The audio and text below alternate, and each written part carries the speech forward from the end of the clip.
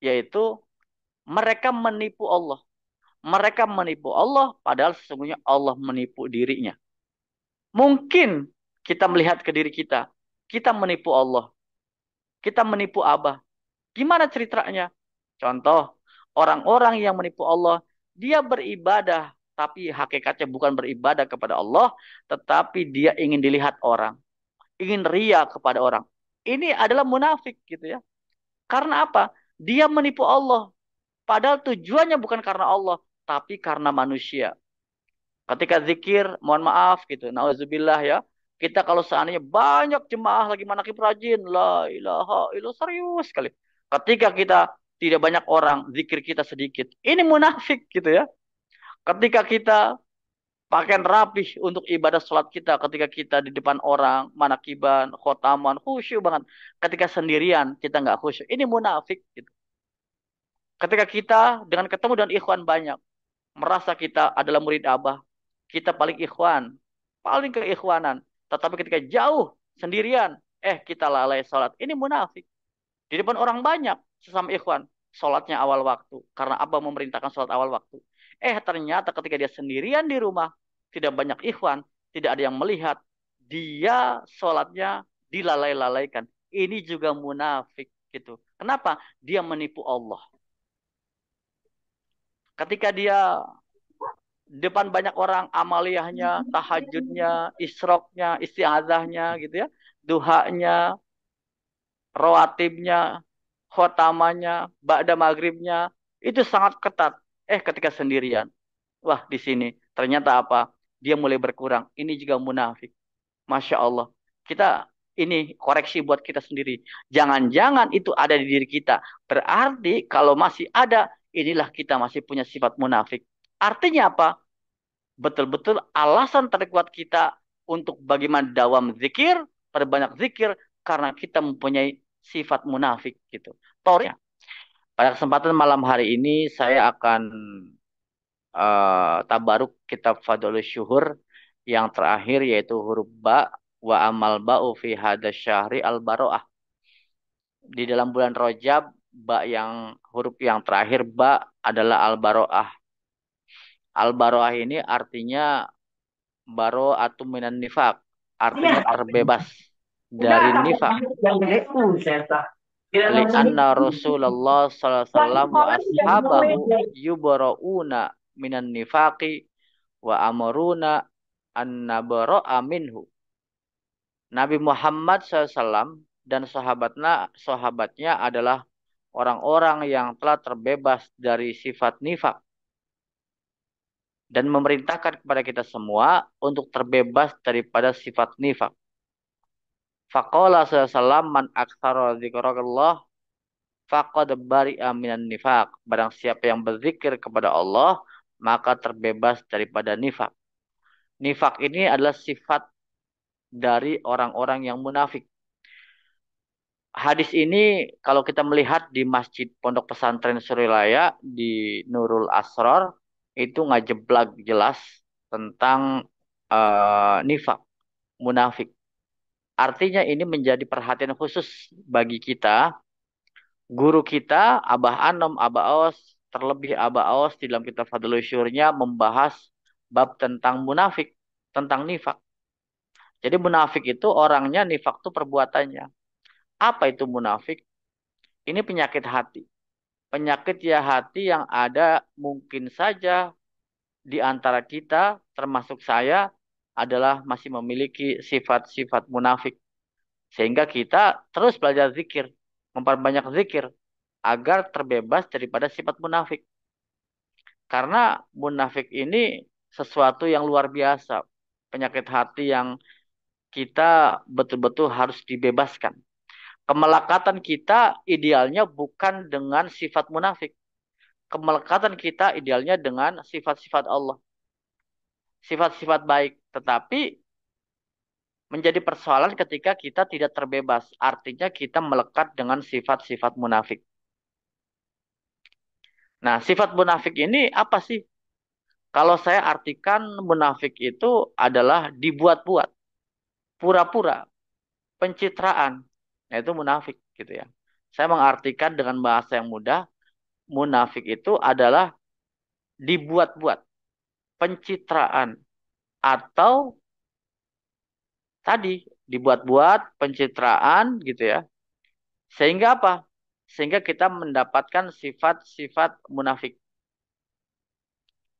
Nah, di dalam Al-Quran banyak sekali perumpamaan-perumpamaan orang yang mempunyai sifat munafik. Yang pertama, Allah memberikan ilustrasi kepada kita semua adalah bahwa sifat munafik ini karakternya adalah pembohong, tidak jujur. Jadi apa yang dikatakan oleh lisan tidak sama dengan hati atau perbuatan. Lisannya mengatakan A, hatinya tidak, mungkin saja perbuatannya iya. Atau sebaliknya gitu ya. Lisannya mengatakan iya, hatinya tidak.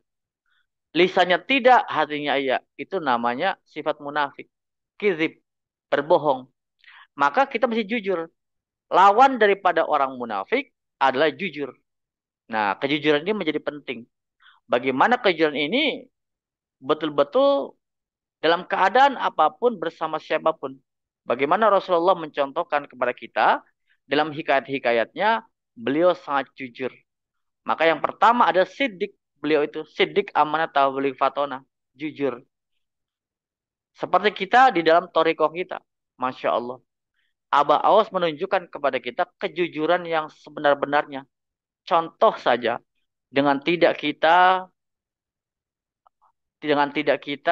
menyalahi ajaran orang lain. Dengan tidak maksud kita menyalahi ajaran orang lain. Torikoh Qadiriyah Naqsyabandiyah. Sebenarnya dari sananya itu seperti itu. Tidak ada tidak ada Torikoh Qadiriyah wan Naqsyabandiyah. Tidak ada tidak ada dan. Torikoh Qadiriyah Naqsyabandiyah. Ini kejujuran seorang Syekh Mursyid untuk kita semua yang sekian lama sudah ada wan Naqsyabandiyah. Karena torikoh kita ini tidak dua. Tidak torikoh Qadiriyah saja, tidak torikoh Naqsyabandiyah saja. Tidak zikir jahar saja, tidak zikir khafi saja. Masya Allah. Saya melihat seperti itu. Torikoh Qadiriyah Naqsyabandiyah. Nah maka ketika kita zikir jahar yang ada khafinya. Gitu. Jadi tidak ada istilah, oh ini sekarang saya zikir jahar, kemudian zikir khafi. Tidak seperti itu. Zikir jahar kita ada khafinya. Gitu. Maka zikir kita ketika la ilaha illallah, la ilaha illallah. Ada hentakan-hentakan khafi, kata Abah. Gitu. Nah jadi ada khafinya. Suryalaya yang ada sirna rasanya. Itulah kejujuran. Nah maka toriko kita namanya toriko Qadiriyah Naqsyabandiyah. Bukan toriko Qadiriyah wan Naqsyabandiyah. Bukan. Tapi toriko Qadiriyah Naqsyabandiyah. Zikir jahar yang ada khofinya. Nah ini adalah bentuk kejujuran amaliyah Syekh Mursyid kepada kita. Ini perlu kita perjelas bahwa kita adalah jujur sesuai dengan aturannya. Dari silsilahnya. Toriko kita adalah toriko Qadiriyah Naqsyabandiyah. Bapak, Ibu, ikhwan, akhwat, para pecinta kesehatan jiwa. Kejujuran ini menjadi penting dalam hal apapun. Kita dilatih betul kejujuran itu. Mesti kita latih. Karena kalau kita tidak latih, maka kita sering berbohong. Kadang kita seolah-olah biasa. Padahal berbeda antara berbohong dengan strategi. Gitu. Seperti saya pernah mendengar satu cerita gitu ya.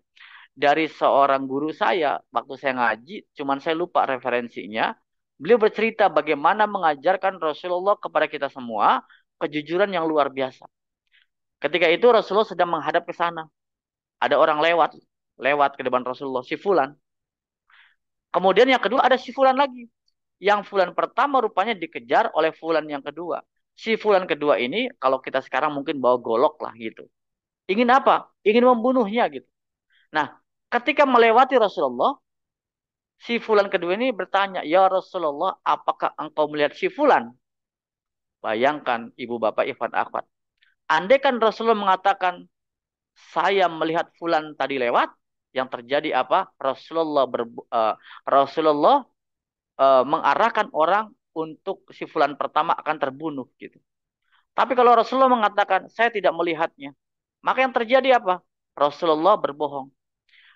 Cerita guru saya waktu itu saya ingat betul sampai hari ini, nanti cross check cerita hikayatnya. Rasulullah mengatakan apa? Rasulullah langsung berbalik ke sebelah kanan. Jadi pas tadi sebelah kanan, dia melihat ke sebelah sana, langsung ke sebelah kanan. Semenjak saya berdiri di sini saya tidak melihat fulan katanya. Apa Rasulullah berbohong? Tidak. Karena Rasulullah melihat fulan itu ketika menghadap ke sana. Ketika Rasulullah bergerak ke kanan, semenjak saya berdiri di sini saya tidak melihat fulan. Nah, ini siasah gitu. Bukan berbohong. Karena kalau Rasulullah posisinya seperti ini, semenjak saya berdiri di sini saya tidak melihat fulan, Rasulullah berbohong. Tapi Rasulullah bergerak ke kanan, ini menunjukkan bahwa saya semenjak saya berdiri di sini saya tidak melihat fulan. Nah, itu saya mendapat ingat betul di memori saya ketika saya dulu ngaji sambil ngantuk-ngantuk ya zaman dulu guru saya cerita seperti itu menjelaskan tentang kejujuran. Nah, jadi ini penting. Sifat orang munafik itu adalah berbohong, tidak jujur. Maka kita dilatih betul dari cerita ini bahwa kita mesti dalam keadaan apapun kita mesti jujur. Adapun kita dalam rangka menyelamatkan, kita nggak mesti harus berbohong, tapi siasah seperti itu. Jadi yang pertama ditunjukkan karakter daripada orang-orang munafik adalah orang-orang yang berdusta, tidak jujur. Sekarang jarang sekali orang membahas kejujuran sampai bermacam-macam. Saya membahas beberapa dengan teman itu bagaimana penelitian-penelitian kecil orang-orang yang banyak berbohong dampak psikologisnya itu berbahaya. Dia merasa bersalah, merasa blame dan lain sebagainya. Dia harus menutupi persoalan yang satu, kedua, ketiga. Maka kita mari belajar. Kita semua belajar jujur. Itulah karakter agar kita jauh daripada sifat munafik. Yang kedua, di dalam Al-Quran dijelaskan, ciri-ciri orang munafik adalah apa? Adalah orang yang menghalangi beribadah kepada Allah. Jadi siapapun yang menghalangi ibadah seseorang kepada Allah, itu adalah orang munafik. Orang menghalangi zikir, orang menghalangi manakiban, orang menghalangi khotaman. Ini sifat munafik. Maka guru kita pengerti Abah sangat keras kalimatnya. Sangat keras kalimatnya ketika kepada orang-orang di luar sana yang menghalangi manakiban, menghalangi zikir. Mohon maaf, sampai Abah mengatakan hal-hal yang seolah-olah kalau kita melihat ini keras banget kok begitu. Tetapi Abah awas melihatnya bukan dengan basyariah, dengan basyiroh.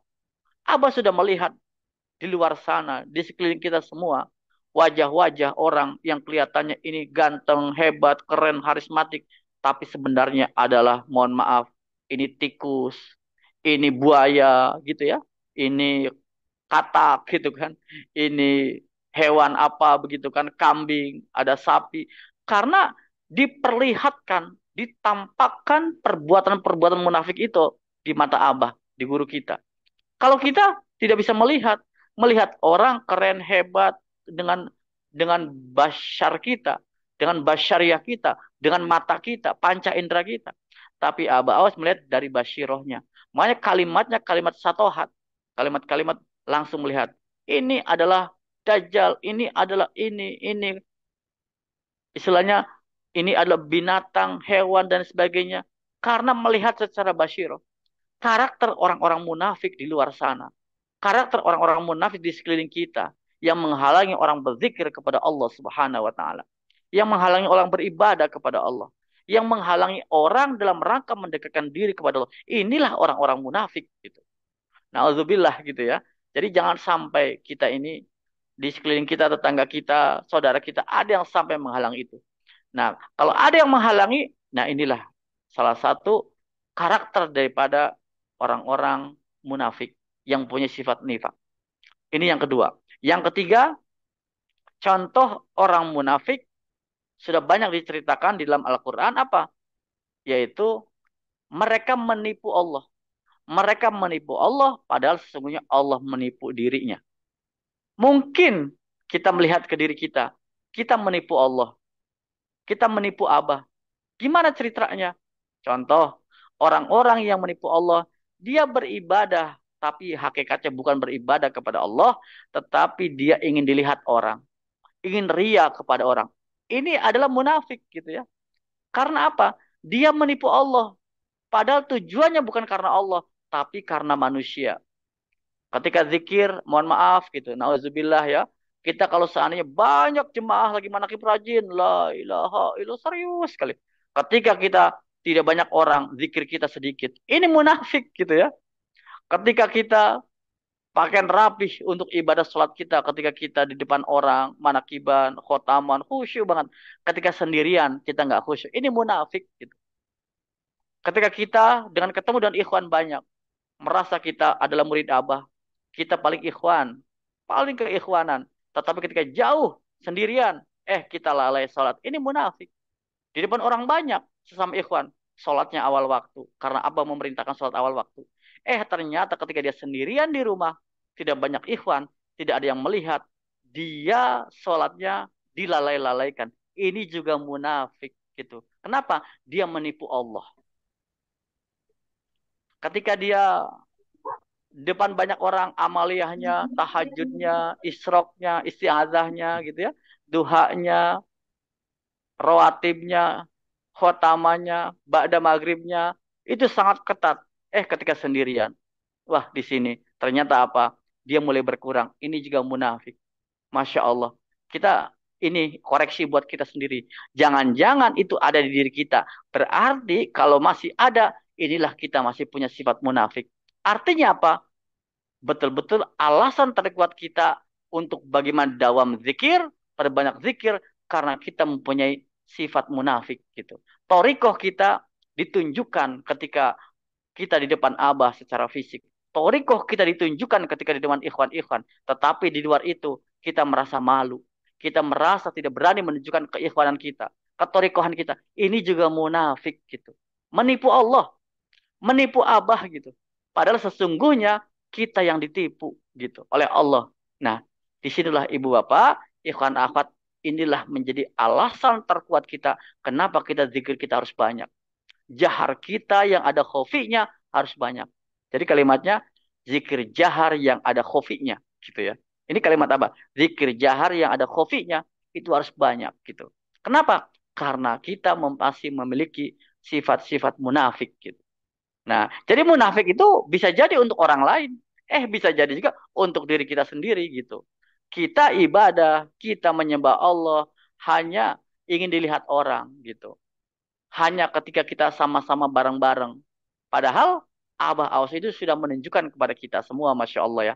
Ini pelajaran buat kita dan saya juga. Abah Aus ketika sholat di depan banyak orang, pakaiannya rapih, bersih, gagah. Allahu Akbar. Ketika nggak ada orang di kamar, saya pernah satu saat nanya ke Umi, ketika Abah Awas sholat di dalam sunnah, beliau tetap rapi, tetap wangi, setrikaan, gamisnya. Nah kalau kita kadang, termasuk saya ya Masya Allah, kalau kita mau manakiban rapi gitu ya, pakai baju koko gitu ya, pakai merah putih, pakai sorban. Pas sendirian di rumah sholatnya pakai kaos gitu kan. Ini kan munafik gitu ya. Ya Allah, saya baru sadar betul. Ketika saya memahami kitab Fadlul Syur ini, di bab terakhir huruf ini, Masya Allah ternyata masih ada sifat munafik. Dan ternyata banyak gitu ya. Maka menjadi alasan terkuat kita, kenapa kita zikir jaharnya harus banyak. Kita nggak sama. Kalau Abah sama, mau banyak orang rapi wangi, sendirian juga rapi wangi gitu ya. Dalam keadaan sholatnya juga, kalau Abah ketika depan orang banyak, ya sholatnya Allahu Akbar tumak nina, gerakannya bagus. Ketika sendirian, Abah juga sama. Sholatnya tumak nina. Kalau kita, kalau depan orang banyak, sholatnya bagus, rapi. Ketika sendirian, Allahu Akbar, Allahu Akbar, Allahu Akbar, Assalamualaikum, Assalamualaikum. Apalagi sholat-sholat sunnah kan. Padahal Abah Awas itu antara sholat wajib dan sunnah sama saja. Bedanya status. Oh ini sholat wajib, ini sholat sunnah. Gerakan Abah Awas sama tertibnya, sama rapihnya, sama khusyuknya, sama tumak ninanya. Tidak buru-buru gitu. Kalau kita kadang, ya Allah, Masya Allah. Ketika sholat rawatib, Allahu Akbar. Khusyuk banget. Tapi pas sunnah, Allahu Akbar. Allahu Akbar. Sama Allah.